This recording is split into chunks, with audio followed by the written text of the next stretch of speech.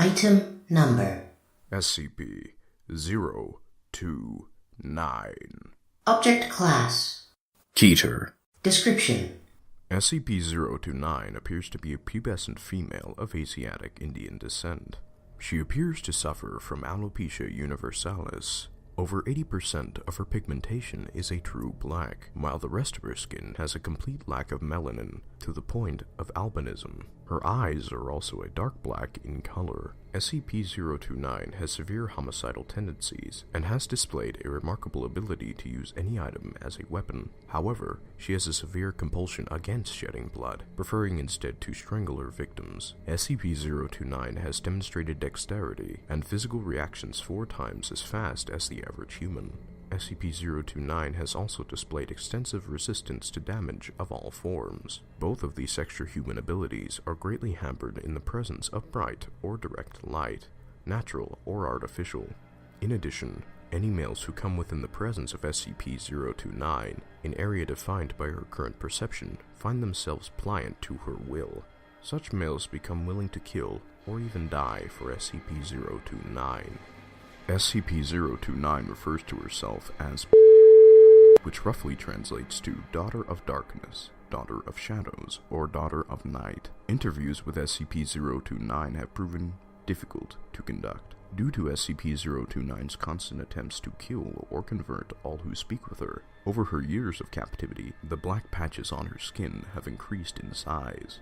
SCP-029 was first brought to the Foundation's attention by an agent working in rural India.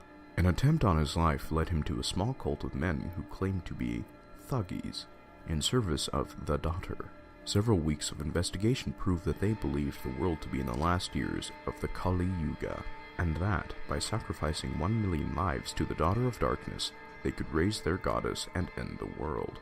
They also believed that only sacrifices performed through strangulation added to this tally. Events led the agents to their mountain fortress, where he discovered SCP-029 after the loss of said agent. Data expunged. Which ended in our acquisition of SCP-029. Special Containment Procedures. SCP-029 is to be incarcerated in a Class 5 containment cell. She is to be allowed access to nothing of a physical nature. Her containment cell is to be placed behind a triple airlock to avoid her escape. As of Incident 029-34A, SCP-029 is to no longer be fed, as she does not appear to need sustenance to survive. There are to be 3 guards on duty at all times on her cell, and 2 guards on monitor duty. Floodlights have been installed in the walls of the containment chamber, and are to be on at all times. Once a month, the chamber is to be cleaned and checked for defects.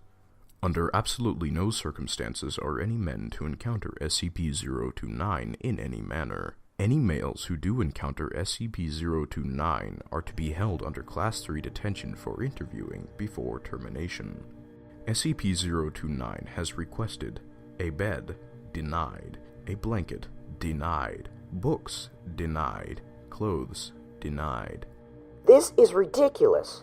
The girl can't even have clothes? We are not animals. Let her cover herself. Dr. Erica Bodine. Dr. Bodine, you are granted permission to deliver clothes to SCP-029. Dr. Light. As of Incident 029-53B, anyone who has potential access to SCP-029 is required to first watch surveillance tape 029-Bodine as a reminder of the threats when working with SCP items, and SCP-029 in particular. Addendum. 7 years after capture, SCP-029 showed anomalous growth in her black pigmentation. When questioned about it, she claimed her, quote, followers were on the move once more, end quote. Investigation led to a concentration of so-called thuggies that had escaped in our initial foray. After discovering that all her followers were there for one of their holy days, a tactical airstrike was called in. When the first bomb dropped, SCP-029 awoke from slumber, screaming at the top of her lungs. SCP-029 continued to scream for the next 4 hours, ranting and raving that we were, quote, killing her people, end quote. Since said event, the growth of black pigmentation has stopped completely. Also since said event, SCP-029 has redoubled her efforts to escape.